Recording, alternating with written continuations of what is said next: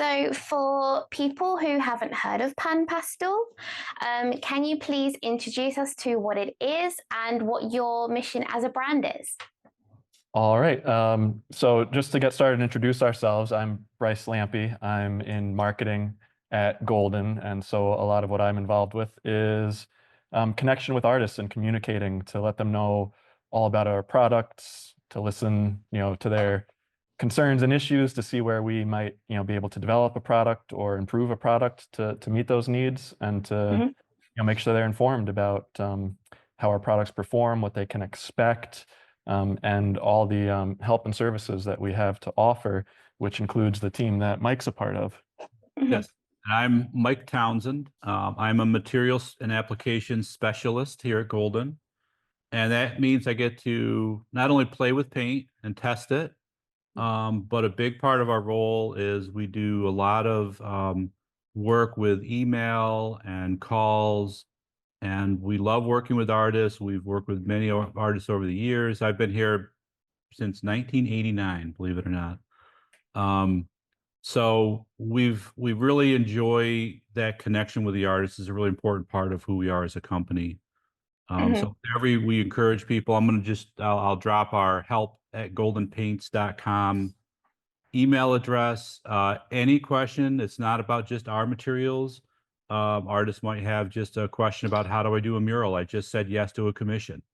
We will be more than happy to walk you through like the steps needed to make that happen. Oh, that So if sounds you're good. successful, we're successful.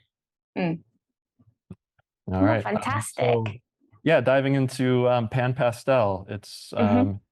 they're artist quality soft pastels, but it's in a unique pan format. So it's a cake, kind of similar to what you might experience with makeup. That's applied Hmm. with specially designed soft sponges. So it's really a unique way to work with and apply pastel. Exactly. So it's akin to painting with dry color. The way you brush and put that on. And Yeah. yeah, so the mission for Golden Artist Colors is to grow a sustainable company dedicated to creating and sharing the most imaginative and innovative tools of color, line, and texture for inspiring those who turn their vision into reality. So, with our broad line of acrylics, mediums, everything else that we have, that we started with in the acrylic world, that's all about giving artists options, different ways to work. And so you can see how Pan Pastel and that innovative new way to apply pastels fits in with that mission. So a natural fit for Golden Artist Colors. Yes, definitely. No, they're definitely different. I always get asked whenever I take pictures of them, what are those in the pots? People Yeah. have never really seen pastels in that form before, so it's incredibly unique and beautiful. Yeah, we get a lot of that from artists, and they, because of that uniqueness, sometimes they don't exactly know what to do with them Hmm. until they, and so there's tons of videos, tutorials. Yeah. They're really easy and direct to work with, so it's just kind of Mm. getting over that initial hesitancy and trying them out to see what they do. Yeah. And Yes, we'll definitely.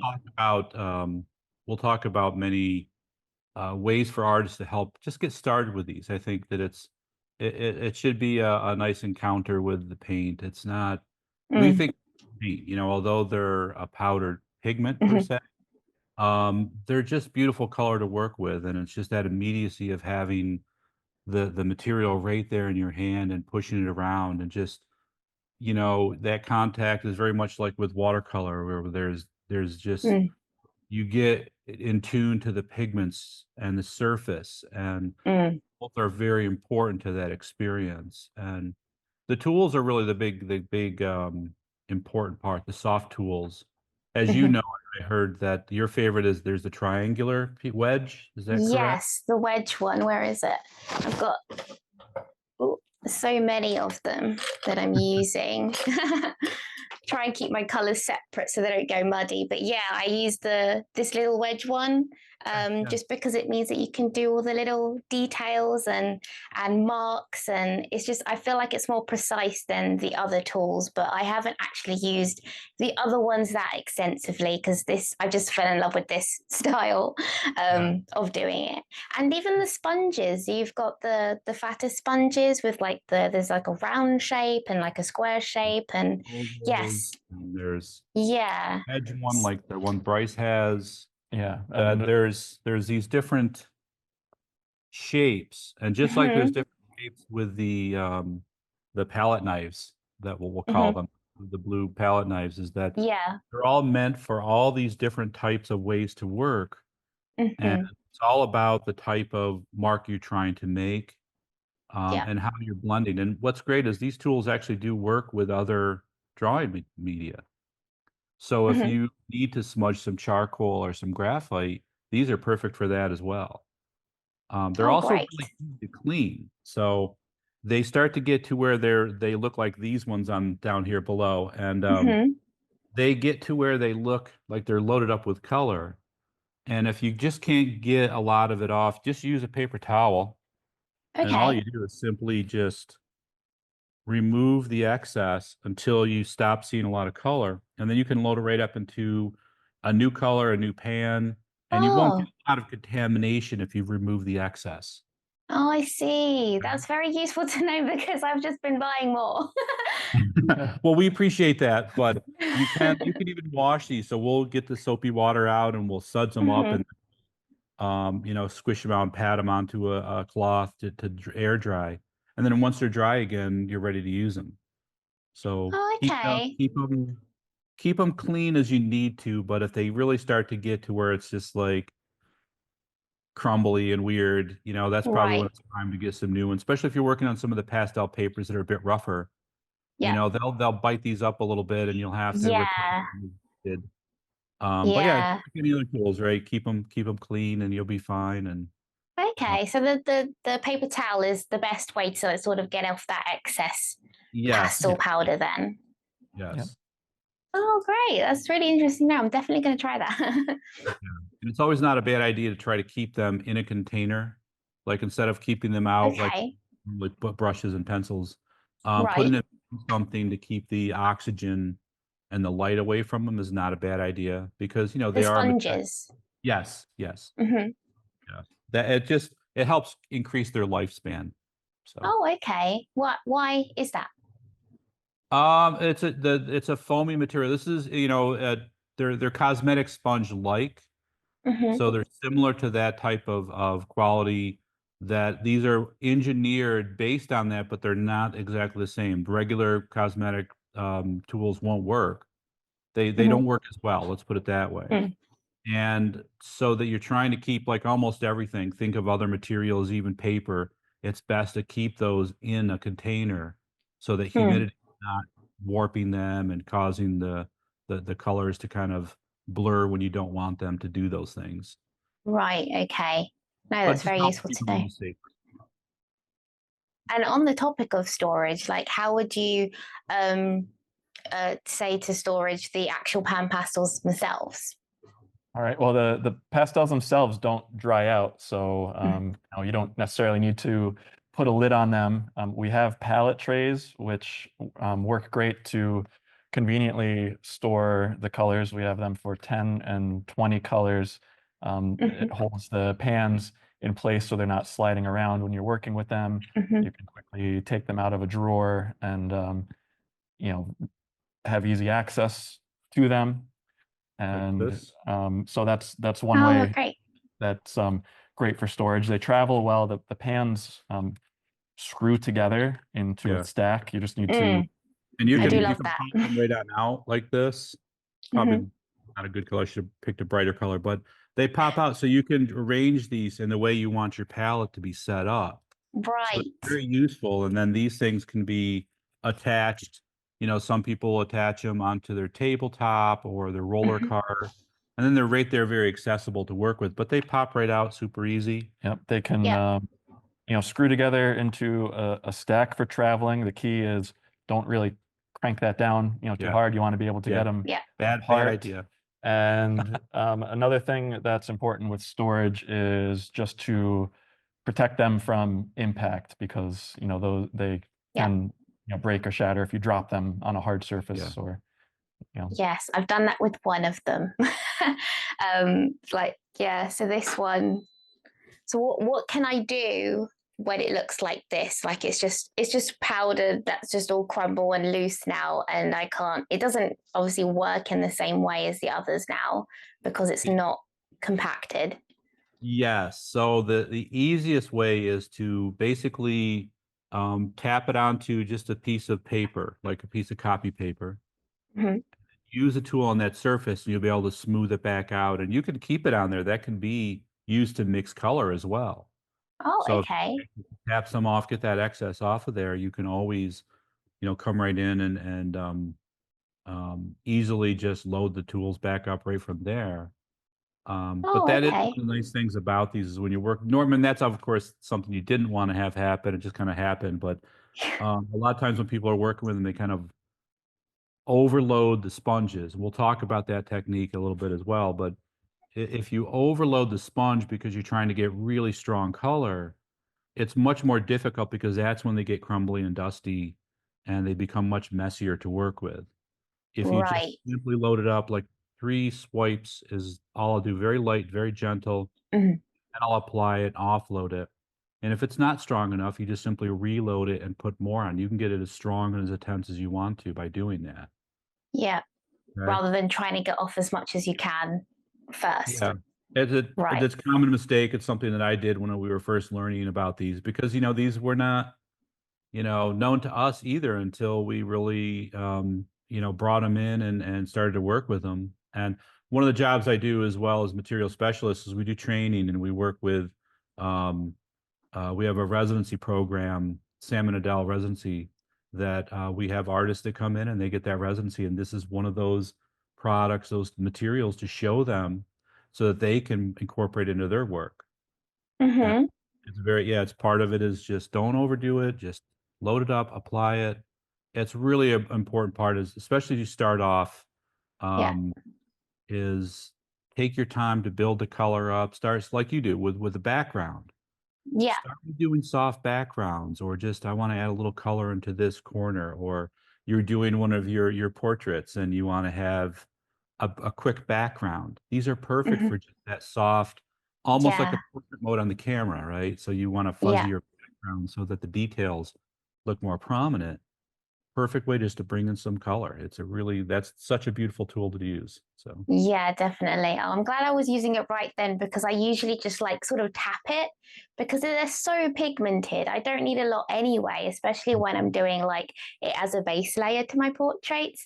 And I usually just like, tap it a little bit and then put it on and then keep going back. So I'm glad that was the right way to use it yeah, because that's what definitely. I've been That's one of telling the other great people to things, do. yeah.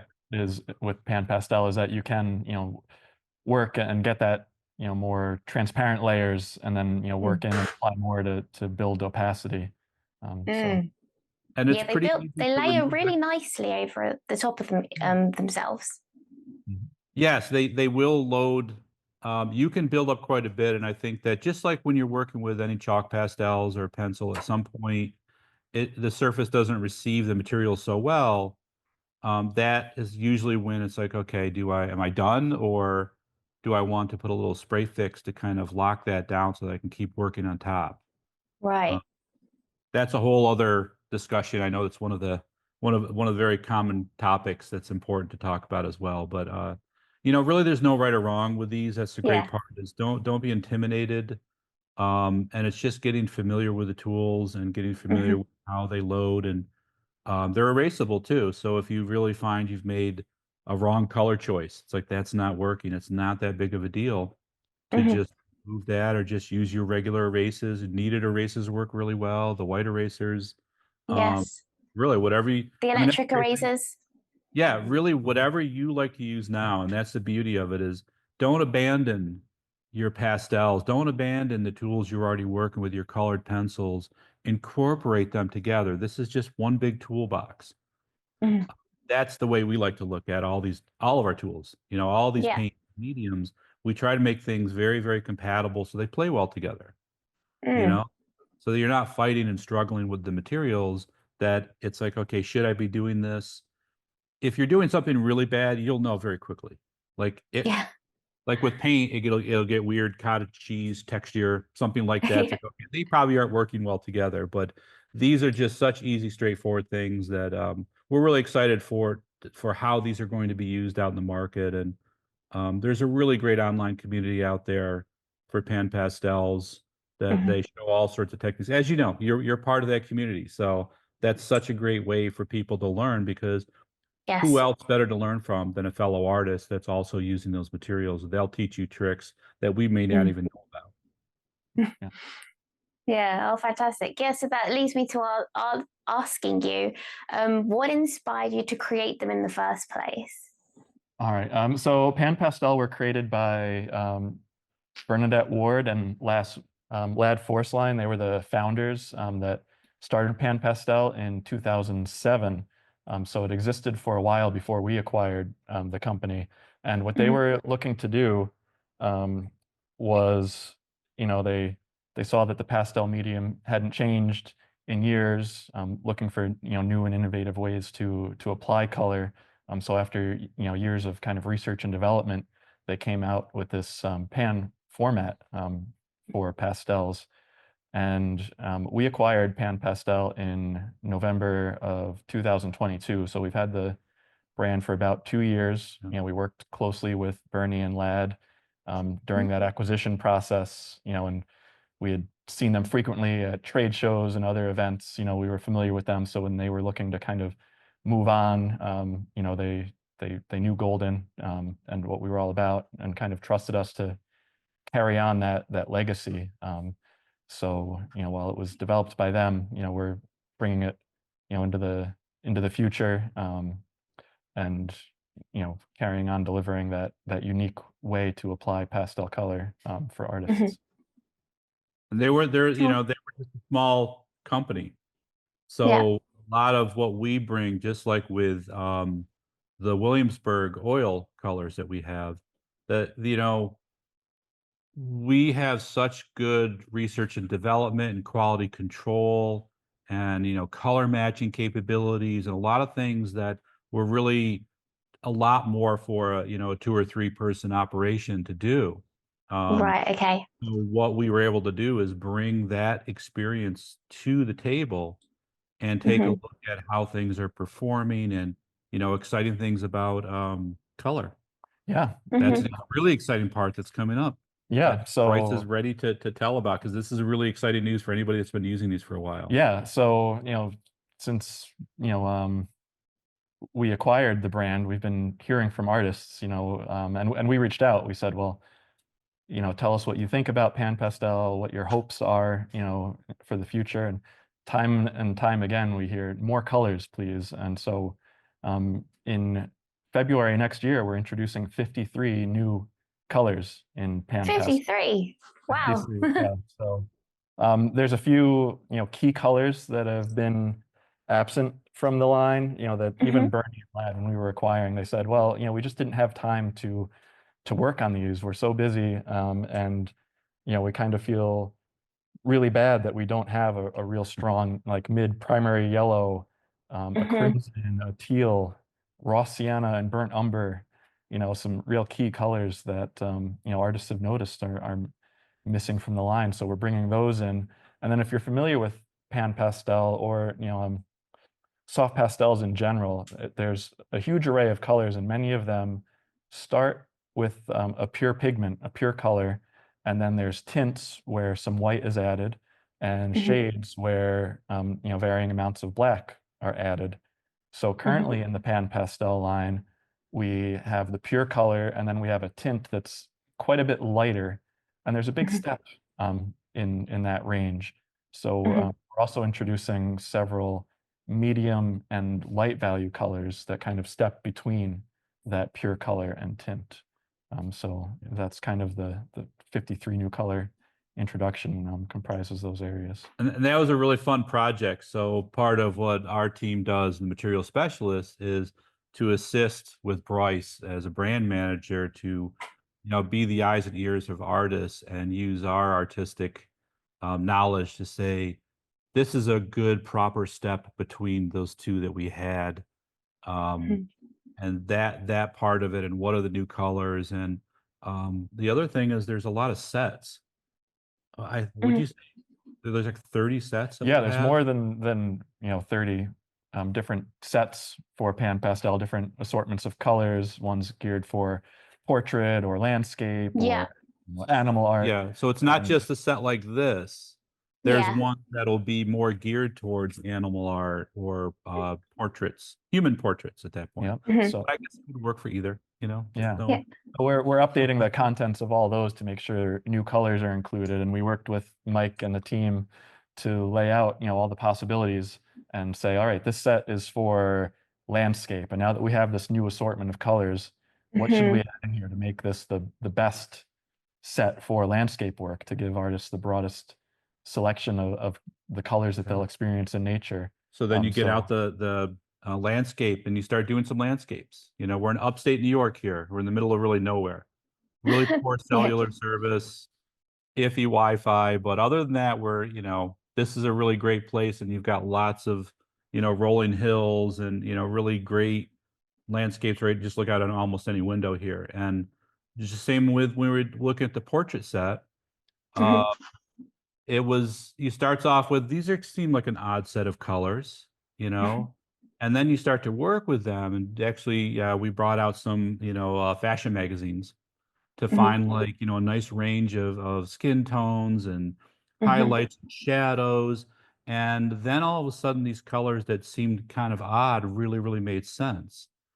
So as they were put together very smartly, and we took all that into consideration as we were looking at updating, revamping, and introducing new colors.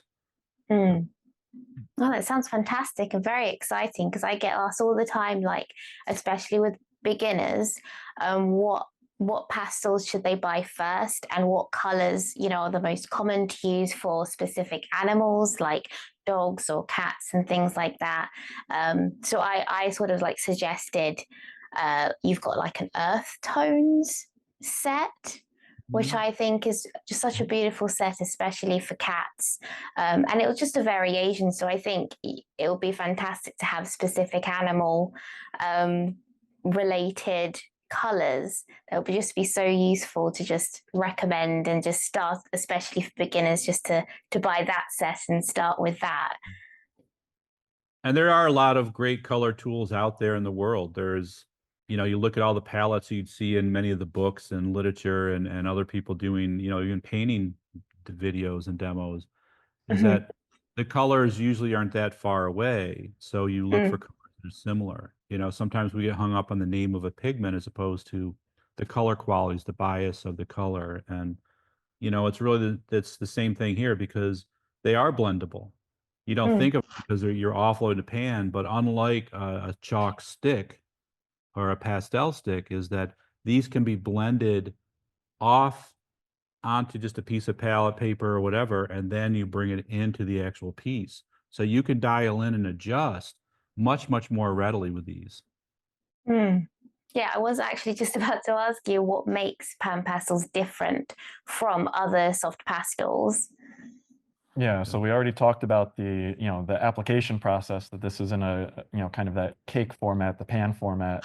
And applying it with soft tools is very different, because it allows you, with those different sizes and shapes of tools and sponges, to do nice even blocking in of color. You can get transparency and really interesting gradients very easily with them. But that blendability is also a key differentiator.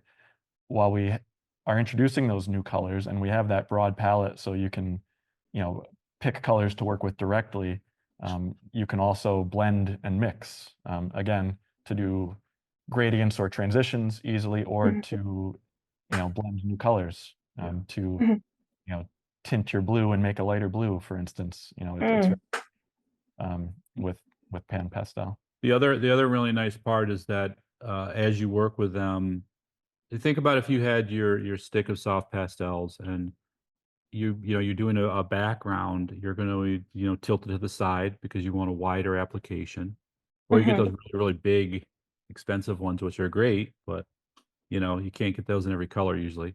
Yeah. But well, I can't afford them. Let me put it that way. There's some pretty costly, but with these tools, they don't have that crumbliness. So as long as you don't overload those tools, you can get beautiful soft gradations much quicker, much faster, and then incorporate the other tools when you start to do your details and work. And that compatibility is really such a key part of what makes these special and unique, is you can use these, pull them out of the toolbox for when that's a good application. Much like, I've done a lot of airbrushing and teach airbrushing and show people spray equipment all the time. And, it's not a tool to be scared of. It's just another tool to have. And nor should it be the only tool that you work, because why limit yourself? Use it when it Yeah. makes the most sense, and bring in the other tools as you need to. So the comfort level should really be bringing them in slowly. Try a couple of applications like you do with a background to kind of bring color in.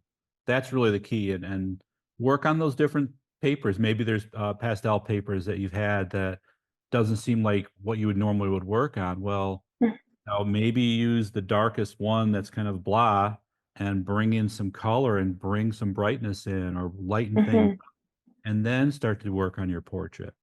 These tools allow that to be, very soft gradations, get that beautiful vignette, and then you can come in, because, if you've done portraits as much as you've done, you realize that you don't do a whole lot of details in the background unless that customer really, really, really wants to pay for all that extra Yeah. time. Yeah. So how do you make that go faster but still look very well painted? And that's been going on for centuries, as backgrounds are very often very blurred and muted on, that you don't have to spend all the detail time. Yeah, I think it makes the subject also like look more in focus as well, and that's where your eye is drawn anyway, Yeah. isn't it? The background is more just to give context or like a character, I guess. Yeah, you want the main Yeah. focus to be on the subject of the portrait. Yeah. Well, also what I also love about using the soft tools with the PanPastels is that you don't get a lot of excess pigment falling off. So you're not like covered in all this dust and pigment everywhere. It's just like, especially if you use like very soft like pastel stubs, it's just like falling off and like making the rest of your paper like quite dirty, I guess. Yeah. But with the soft tools, I just love that you can put it anywhere and there's no access. There's no like bits flying everywhere. You don't need to like blow it or move it or whatever. It's just there's nothing else there. Yeah, Which and is since you're very applying useful. with the tools, especially, you using those palette knives frequently, is that you're not, in direct contact, your hands don't, necessarily get as working with them. So yeah, that is a Yeah. key. Yeah. Now, the other thing too is, speaking of trying to do like quick backgrounds and just starting pieces off, is that on here we have the use of a stencil. Of course, Oh, the yes. podcast listeners won't be able to see this, but imagine a normal stencil. There's lots of great ones out there, and you can get beautiful, beautiful stencils like this, Oh, and put wow. those in, and then use these tools to create nice soft backgrounds and kind of get things started really quick. Here's a good example, just to save time and show. Here's not too glossy, right? Um, but this is just a stencil, so you can have really fun backgrounds. You can use pieces of fabric like lace. So I see a couple of cats on the windowsills and curtains behind them in the windows, that you can create those same exact patterns instead of laboriously detail after detail trying to make the pattern. You could use actual fabric and use those soft tools to go against it and create those soft suggested textures and patterns. Oh, that's such a good idea. I really want to do that now. And the other thing too is that, because these are very different, because you're using a tool, you Mhm. can use some of those beautiful papers that maybe you've avoided because you know they're not toothy enough normally for Mhm. pastels, that you can come in and use some of those specialty, handmade papers, Mhm. beautiful fibers. And with pastel, because with PanPastels, you're using the tool, you're literally forcing the color in. So Right. it's not caking over the texture so quickly. So you can bring color in without overloading the system and keeping the look. So even Mm. texture papers and surfaces, you can just kind of glide across the surface and hint highlights very, very Mhm. quick with these materials. So I wonder that's why it works so well on smooth paper then, because I first initially started using them on super smooth Bristol board paper, which yes, isn't like the generic thing you'd normally use pastels on, but I really liked the subtlety of it, but it still gave me a really good base coat to draw my portraits on. So right. it's very interesting why the pan pastels work on smooth paper as opposed to others.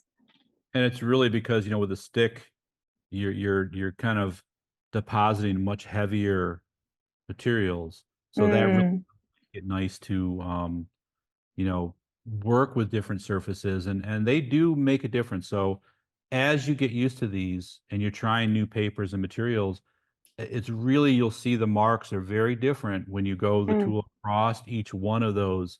You'll see a rougher, like a pastel papers, they're going to be a much more textural application, whereas a smoother paper, it's a much smoother, softer application. mhm. So that's definitely part of that learning experience.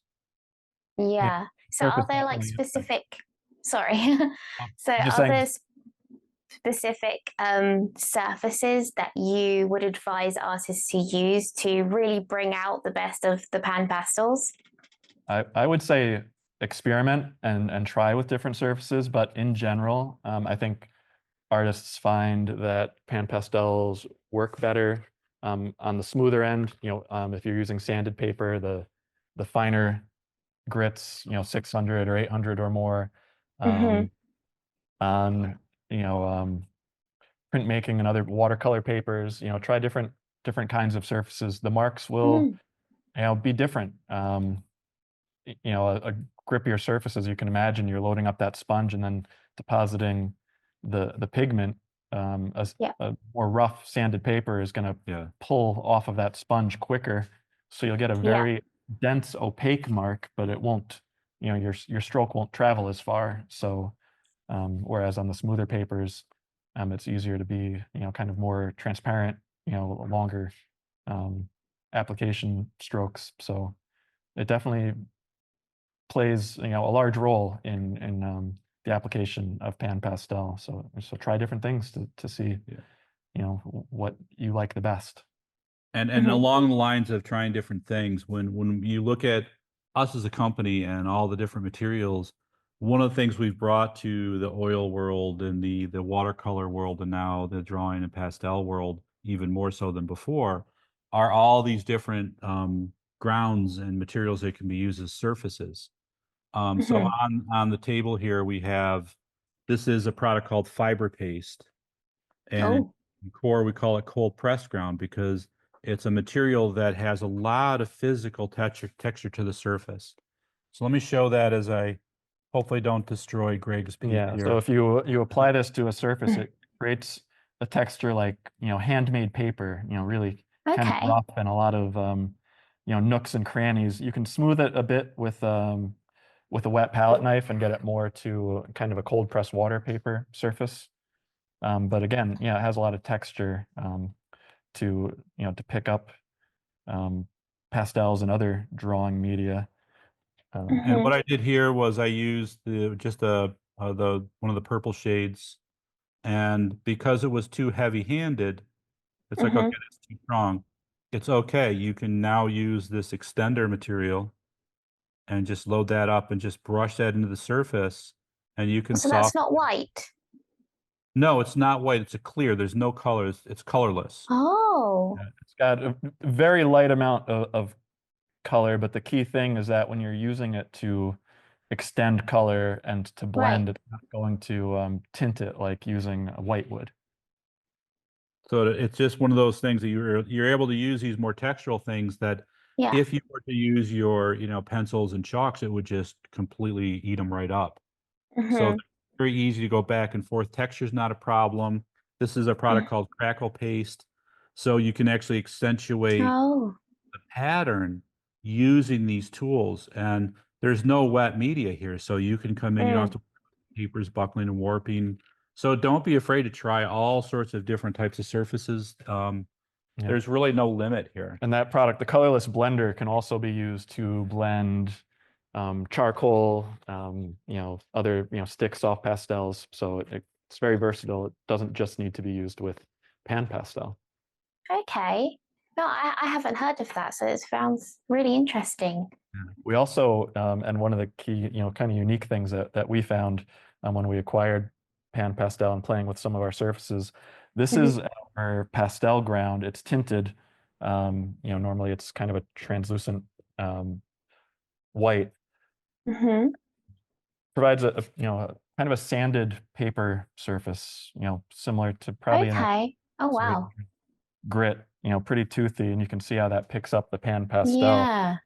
And so what we found actually with PanPastel, and again, working on that variety of surfaces and smoother surfaces, this is our product called Absorbent Ground, and it Oh. makes, it's still a toothy surface, but it's a bit smoother than the pastel ground. And it works beautifully with PanPastel. Oh. The other great thing too is with these tools, they're not hard, so you can actually use that edge to create shapes and patterns. That's beautiful. Quick, thick, thin line. You can see I literally am loading up 2 colors on this at once. So Yeah. I get a blend onto the surface. And if there's a part I just, it's not working for me or it's just too strong, like in here, I don't like that rougher look. It's just so quick to just come in and smooth it back out. And then as soon as you're done with that, there's no reason you can't come in and work right on top. The surface is always going to have a nice receptive quality because it is a lot of color, but it's not a lot of product on the surface. So your tools will still work very cleanly on that surface, as you find out. I mean, that's really a big part of it. Yeah, so coming in with colored pencils or Yes. marker over top of it, you're not going to kind of load up the tip of that pencil and gunk it up because that PanPastel is kind of pushed into the surface. It's a lovely surface to work with. Other So media works so well going with back it. to those surfaces, sorry, the orange one, the tinted pastel ground, you tinted that, or does it come that color? Like It you doesn't come you've that color. It comes as a more translucent, whitish ground. And the wonderful thing about them being acrylic grounds is that you can, so yeah, this is the absorbent ground, applied, and it's hard to even see the outline of it, but this is brushed on right. when it comes out of the container. Yeah. But Pastel brown is a grit. It's the same grit they use to make the pastel papers. Yeah, and you So can, liquid form. and so this is the pastel ground, grittier, pretty translucent. And the wonderful thing about these being acrylic grounds is you can use acrylic paints to tint them, to a neutral tone, to a gray, or whatever color you want to. Or do color washes on top with acrylic. And Okay. then, because those are still toothy, then you can go and work on top of that with all these other media. Right. Incorporate them Okay. in. I've also done basically an underpainting in acrylic and then diluted down the pastel ground and did that more of almost like a wash, and it becomes Right. almost visible at that point, so it doesn't hide the color below. Full strength. And then you can go over the top with the Yeah. pastels. Yes. So you have a lot of choices like that. And really, because we love materials, so we're trying all these different what ifs. We did a piece here. I should say Greg Watson, he's one of our material specialists as well.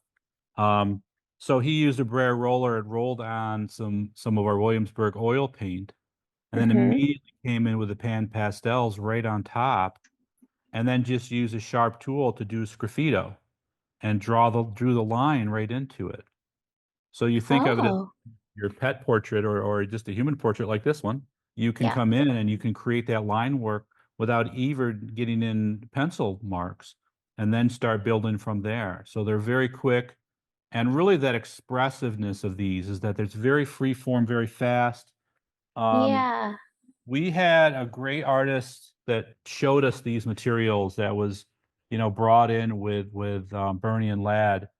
And her name is Dawn Emerson, wonderful artist.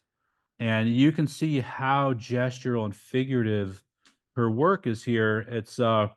She's using colors that are really well beyond what I would think of as like what I would use for a normal uh, a portrait of a horse or that Mm, sort of thing. But the line work and the different tools, she's got some masking here by using different types of surfaces to create patterns and textures and surfaces.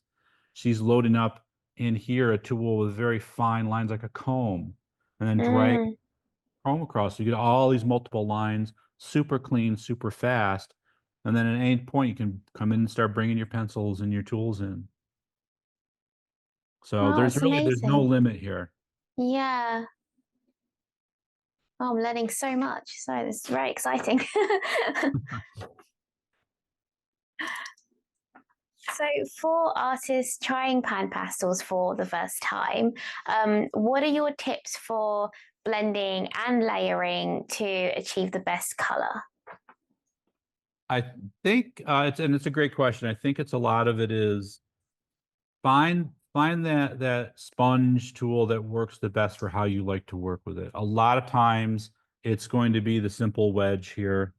Hmm. Um, that's a really good one for applying color. And Hmm. it's really just about use the extender. The extender, you were asking, I think, earlier about what are the like top colors, the top products being, sold. Um, Yes. and this was offline, so you didn't hear it, you didn't, didn't come in later, but um the extender is one of the top 5 colors. Yeah, the And colorless even though there's blender. no color in Oh. that colorless blender is used to do a nice layer. It becomes very smooth and very silky. And then when you work Hmm. color on top, it just glides across. So you get really nice soft gradation and buildup. And it's really about as you get more comfortable, you can start to get more and more bold, like Dawn's work. She's Hmm. obviously worked with these pretty much since their inception. And Hmm. she can really create very dynamic work, but don't feel you want to start that way. It's bring things in. Yeah, so start with, colors that you typically use for background, because a really natural way to use PanPastel, is to quickly, block in color like that. So that's an easy and natural place to start, with the colors that you would use to lay in a background, and then get familiar and expand from there. Yeah. And just start with, sketchbooks and start with figure drawing, just playing around, get a piece of newsprint out and just really get used and comfortable with them. You're not going to make mistakes with these products. It's again, you'll know something's not right. It'll look terribly wrong usually, but it's very rare that that happens. It's really just have fun. It's color. It's just paint, right? Just paint. So that's really what we're Yeah. at. Yeah. Again, we are here to help out. We have a great team of people here, different departments that can help you find the materials, take a look at the different sets. You can ask us any questions in our department. We'll pretty much field about almost any question that comes along. So, even if you've just never used it before, even if you're a brand new artist and you're just getting into it, we're here for everybody. We're not here just for the most professional, high paid artists. We're here for everybody. We're accessible. So don't be afraid to get a hold of us and let us know what we can do for you. Hmm. Oh, that's fantastic. So the colorless blender pot is, what's the texture like? Is that the same as the pan pastels themselves, or is it a slightly different texture? It's really very similar. It doesn't really have a grittiness to it, and Hmm. it's really more of just like with an acrylic gel or medium, think of it as just literally the colorless paint. It's paint without pigment. So this is Yeah. pan pastel without pigment added to it. So Yeah. it's a base, but because there's no pigment, you're kind of adding all the other stuff that I'm not allowed to talk about, trade secret stuff. Yeah. But it's really about giving you a very slippery, nice, smooth surface, and you can use it as a base. You Right. can mix it with the color, so you can load up your sponge and then put it into the pot and then work with it on the Hmm. surface. Then you'll make more and more transparent colors. So if you want a Right. bold, strong color, just use it right out of the container. Hmm. That to soften and smooth, but still being able to give you that nice direct line work. Right. And you were saying before how when you're using rougher surfaces, how when you're using the sponge, it just sort of it doesn't like travel, the color doesn't travel as much. If Yes. you used the other pigment, the colorless one, would that help it travel like on the rougher surfaces? Yeah, really, as you load more up, it just becomes smoother and softer to work with. So if you have Hmm. a rough surface, put the extender down because that's not Yeah. going to be a color texture. It's just going to be filling in some of the texture on the paper or the surface. Hmm. And then when your paint goes on top, now it's going to behave like it's gliding across the smoother paper. Right. Okay. Okay. Oh, that's very interesting. Thank you. Mhm. Um, So, can you share with us some common mistakes that artists might make when they're starting out, and how you can avoid them? All right. You kind of observed that, yeah, PanPastel doesn't make as much dust, so Mm. it's pretty clean to work with. One of the key mistakes, that I think we all experienced when we first started trying, PanPastel, and we see a lot of artists make, is to kind of overwork the sponge when they're loading it up in the pan. Mhm. You only need 2 or 3 light swipes, and if you want more intense color, apply and then come back and get some more and apply, again. If you're, swiping at the pan too much, kind of overworking it, you'll notice because you'll see some dust on the pan. So I think that's one of the key Yeah. mistakes that we see. Right. And not getting the tools. Um, Okay. Again, I'm not a salesman. That's Bryce's job. But if you have the tools, it makes working with these so much easier. Mhm. And again, these are great blending tools in general. So if you do drawing with anything, charcoal or whatever, having these around, they're just wonderful additions to that toolbox to work with. And they really allow you to make a lot of nice edges and shapes and flat, smooth areas. So that to me is probably the biggest one. And start with thin applications. Just get comfortable with them. That's really the key here. And then lastly, again, is considering the surface. The application is going to vary so much depending on the surface you put it on. So if you have a sanded paper or something that you typically use and you get PanPastel and you're trying to work with Mhm. it, you just don't like the way that's turning out, Yeah. try some different, textures and papers, because it's going to work differently Mm. than stick pastels. It'll work great with them. They can all be used together, but again, that surface, try different things to, kind of find out what you like. Mhm. Yeah. Okay. Great.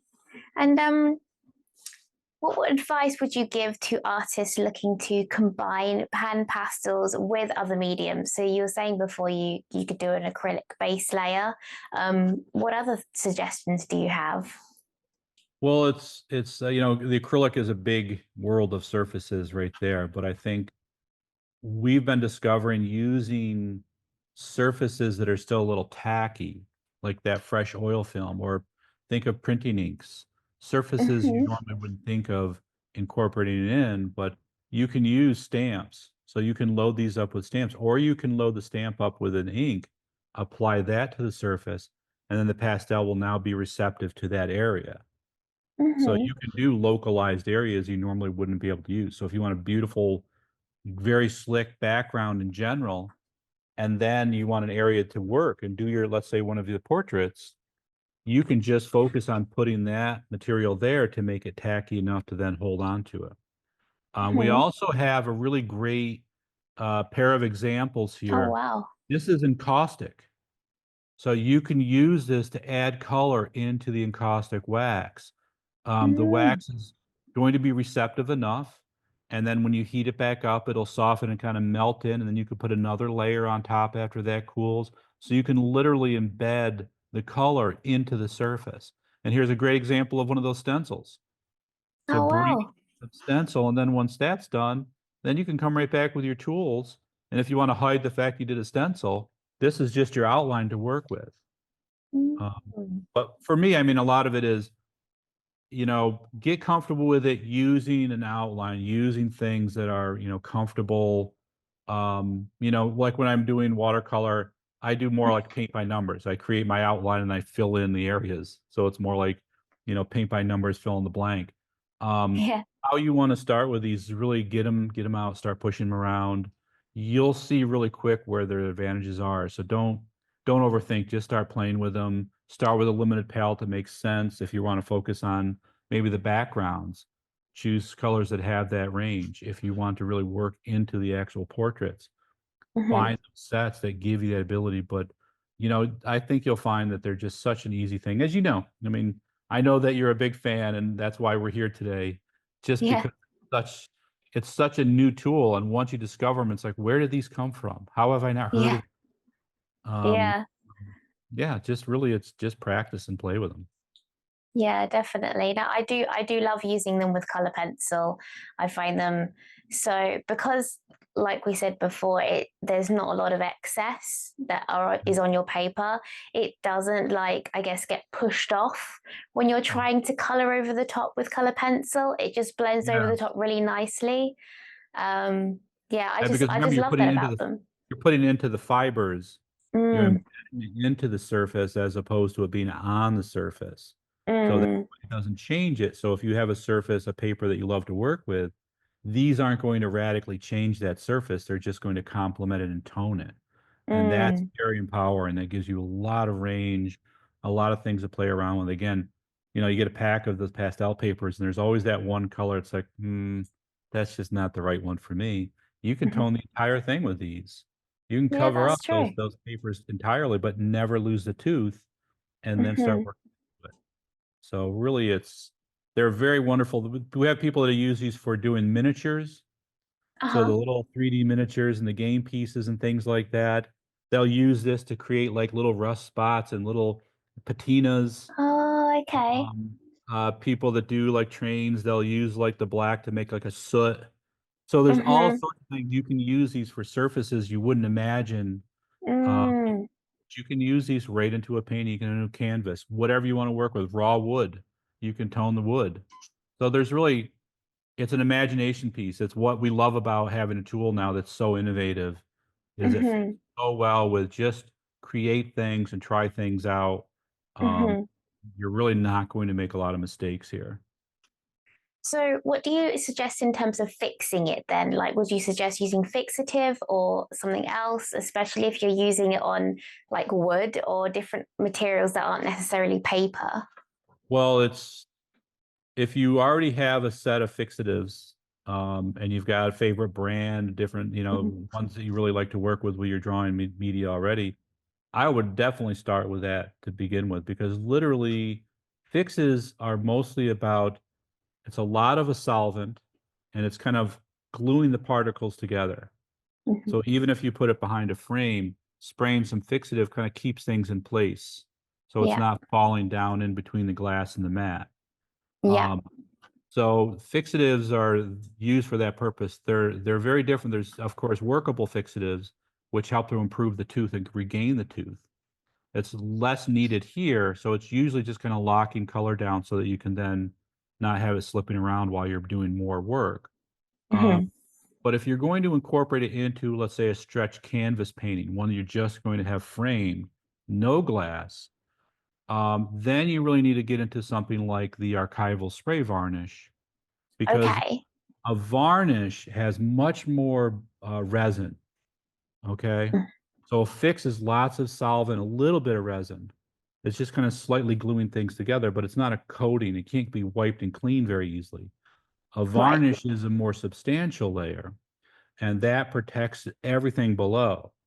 So you can work with it, but you really have, with any of these things, if you're trying a new fix you've never used before, or you're trying some spray Mm. varnish, a different sheen of varnish, You have to practice on the colors you're going to work with. I don't care what the Right. media, make strips of color and Yeah. then cover part up and then spray some over it and do maybe 1, 2, 3 fix coats so you can see progressively colors that will change. Yeah, because anything applied, especially as it saturates it, it's going to change the appearance, deepen some colors. So, always test first, try things out, and that'll kind of let you know what to expect before you're spraying something over your finished work and thinking, oh my God, what am I doing? So. I think I that end would be every tough. email and conversation with test for your application, Yeah. because it really does come down to you doing these things as an artist. And, we're here to help guide and help provide any support, but really it's when you do these in your studio and your hand and what's your amount of fix that you apply, that's when you're going to actually get the real results so that you can predict what's going to happen. You don't find those are usually more of when the mistakes happen, is when you don't test that fix it over the varnish and all of a sudden it Yeah. radically changes your work. And it's like you probably work on deadlines and things on commissions, and it comes right down to the wire, and you're 3 o'clock in the morning finishing it because it's supposed to be delivered tomorrow for the cat's birthday party. I don't know. So you've got to work quickly, and if that's not when you want to test. Yeah, you don't want surprises that. Yeah. It's not quite that dramatic, but yes, it is dramatic. I'm sure there's Yeah. a couple of podcast listeners that are nodding their head. Yep, I've been there. Yep. Yeah, no, I do like how it does, the fixative can subtly deepen the colors, because that helps a lot when you're sort of like trying to enhance the contrast a bit and make the blacks a bit blacker, especially if you're drawing a black cat or a black dog. I find it finishes it nicely, I think, when you're using a bit of fixative over the top. Yes, and finding out the different sheens and what they do, that definitely is part of it. And fixing and with having a more glossy finish deepens the colors beautifully. It's knowing that that's going to happen and anticipating it Yes. because you've done the test, the before and after. So while you're And I guess working, wanting that to happen as well. yes, Yeah. exactly, Yep. exactly. But yeah, those are all great questions, and the videos, and we've got lots of literature and documents, and I write a lot of articles. Our department, we write a lot of the articles at justpaint.org. So if you want to read like the whole history of PanPastel, for example, go there. The story is spelled out beautifully and more eloquently than I can probably do right now. So Oh, wonderful. Yeah, so in terms of like storing art, like we just talked about like varnishes and fixatives, would you say that's the best way to store your pan pastel artwork? definitely having some sort of a release paper or even like a parchment paper, something that is going to help protect so things aren't being stacked together and rubbing. Ideally, Yeah, okay. nothing's touching the surface, but we live in the world of reality, and sometimes that's not possible when you're doing paper and you have to build things up. So putting those interlayers in, I've got some release paper that we have here, and it's just a translucent material. Some have a slight wax material embedded in. Some are called glassine and things like that. Private media, that you can get away with a lot of different types of things like this. If you're doing acrylic painting, especially, they're a bit too tacky for some of those materials. So a really good release paper is a silicone impregnated release paper. So if you do an online search, you'll see companies sell those materials, and they're some of the best, because just like a parchment paper that you bake on, the reason it doesn't burst into flames in the oven is because it's coated with silicone that basically is a fire retardant that protects it. Okay. And silicone is very good for things don't stick really well to silicone, right? So if you have that embedded into that paper, it means that nothing that you've used for that artwork is going to stick either, hopefully. But yeah, protecting is really, transportation is probably the most dangerous part.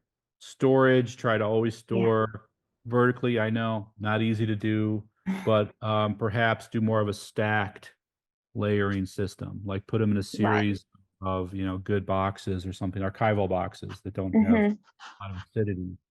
But I don't think anything is different with already the challenges you have with other drawing media. It's just the nature of working on paper. It's a delicate material. You're working Yeah. with delicate, media.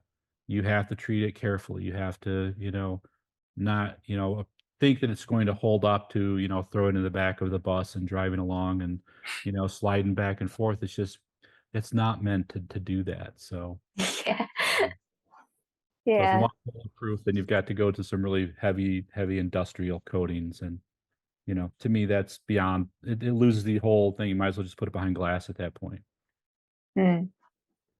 So we said before, like how there isn't lots of excess dust, so you don't necessarily get smudging, but you can get smudging sometimes, I guess, if your fingers are all over it. So what do you suggest artists can do to get rid of the smudging or to not have smudging in the first place?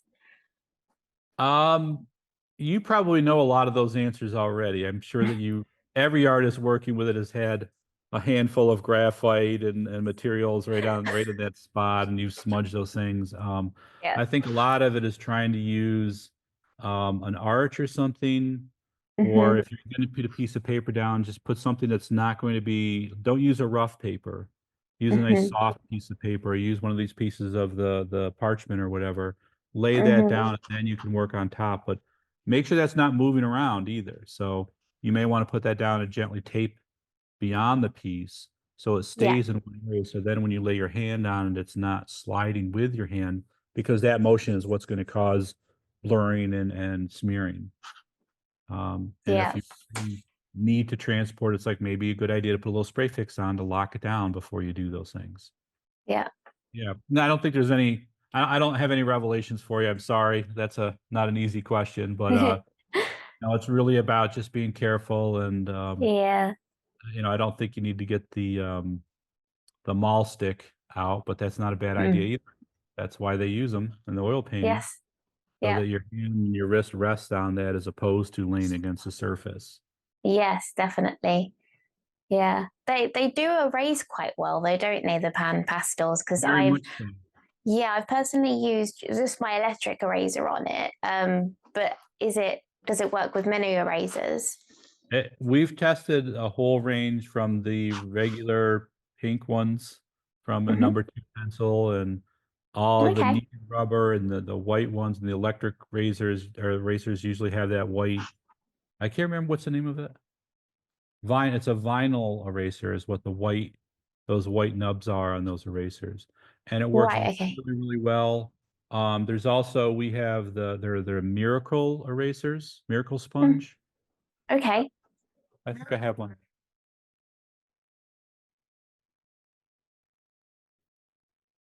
These types. Oh, yes. Yes. I've seen those.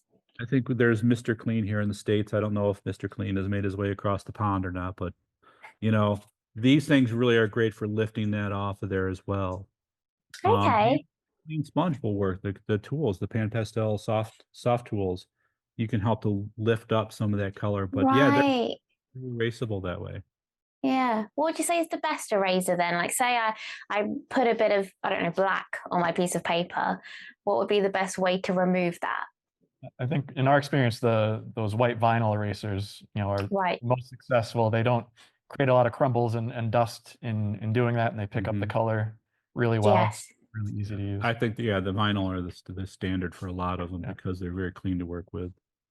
Okay. Oh, that's very useful to know. Um, so what should artists consider when they're selecting pastels for a specific subject like animals, landscapes, or portraits? Probably the most difficult question you've asked today, Mhm. because it really is such a personal choice that it's probably going to be dependent on the style of the artist. And if they're an outgoing artist, they may want to really use vibrant, intense color. Uh, Mm, it's really harder to determine, but again, this is where those sets really come into play, is that, mm, we worked really hard to make sure that they would play well for those applications. But a lot of it is, well, you're doing a portrait, it's outside, so do you choose the portrait set or choose a landscape set? Um, mhm. maybe it's just a matter of you have to have a series of both, but, really, I think the choice that you're already making with your colored pencils and, your drawing tools and the chalk pastels, you just look at the colors you have there because you're gonna find that we have really such a great selection, especially now with that big range of colors that we were adding in February. You really shouldn't have the want anymore to, saying, "Well, I don't have that color to work with." Yeah.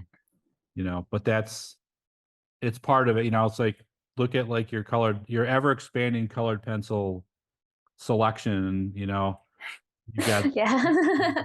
those ones, you've got ones that are a little waxier, these Mm. ones, crayons, it's just it's a hard thing. I'm a little biased here because, I work here at the candy factory. So, you know, I can choose anything. So it's hard for me to make a lot of those choices sometimes, but really a lot of it is start with that set of colors. And it may be, as you know, it could be just that particular feline. You Mm. need the colors that are going to work best for that particular animal. Mhm. That's how you start. And then as you work with them, you might get one of the big orange cats, the Garfield cats. I don't know what the names of them are, but that's a whole different color set. So it really is something that is going to be dependent on what your subject matter is. Yeah. Yeah, definitely. What do you suggest is like, I don't know, the go-to colors, say pick two, which would be the most useful for artists. Pick two. Well, I'm a big fan of Payne's grays. Mhm. I like them much better than just a regular black. Uh, Mhm. I just find them to be subtler. I like the color tone. Um, Mhm. But, really, if you look at the numbers that speak to what artists are buying, white and black are some of the most important ones to have.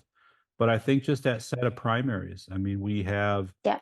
beautiful, there's the Hansa yellows, there's a whole range of new reds now, permanent red. You've got your standard ultra blues and cobalt blues. These are colors that are Mhm. all, no different than a primary set you'd get for, regular paints. Yeah, I've got the And again, permanent they red. can Yeah, be together. So recent purchase. yes, yes, perfect, perfect, Yeah. and it's really because they do blend, Mm. that's where you want to, start with a very small set just to see if they're for you or not. Mm. Yeah. A white and a black or, an earth colored, Mm. I'm very partial to, burnt umber. I think Mhm. it's all-purpose type of brown. It's a Mhm. great neutralizer color. But if you have that type of set, you Mhm. can then take these, and again, you can load the sponge into a couple of them and work off on a piece of paper to the side and use it as your palette. So you can make Mm. really any color that you want to. But a lot of times it comes down to convenience. You know, Mm. primaries are great if you really love mixing a lot of colors together. Mhm. But, at a certain point, it's just like pick that color that you've been making that takes you a hard time to match. And Mm. that's what we would call a convenience color, but you Mm. buy it because that's one that you want to use. Like there's colors that have more of an ochre Naples yellow type of color. Mhm. Beautiful color to have in. It really works with so many different applications. Mhm. There's these off whites. They're buff colors. Much Yes. nicer to kind of start painting off with those, and then when you come in and you really want that shine on the nose, that yeah, when you want those highlights, now bring in the titanium white and really get that pop. You know, Mm. I think that's something a lot more artists because if you start with titanium white for everything, you Yeah. know, you're doing clouds, everything's going to look like it's right in front of you. There's no recession. Mm. So Mm. No, it's funny you said we could have the those Payne's conversations grey. all day long. I mean, those are colors, Yeah. that's our language here, so we love talking about those things, and Yeah. it's such an individual thing. Yeah. Yeah. But no, I did think it was strange how you said Payne's grey it was your go-to colours just because you sell a set of greys and it's Yeah. like got black and then a like what is this? yeah, Payne's grey, and then it's got lighter tones and then white. And that was the first set that I ever bought of PanPastels, and I've still got it now. Like, it's just so useful and flexible, I guess, for anything that you're drawing or colouring, you know, landscapes, portrait wise. Yeah, so I do suggest that set quite So a I lot. passed the It's test. Then. yeah. I passed the test, so No, yeah, it's it's just nice really that it's confirmed that that's a good yeah. go-to color. Yeah. Yeah, and again, you know, black, white, and the colorless blender are, you know, among the top selling open stock blend and shade set that's just those three, which is a great foundation to start with. Yeah.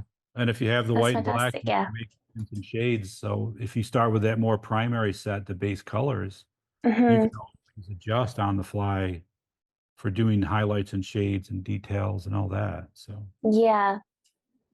Yeah. Oh, fantastic. So, where can our audience learn more about PanPastels, and where can they purchase them to try it for themselves? Yeah, so the best resource, you know, is panpastel.com, our website.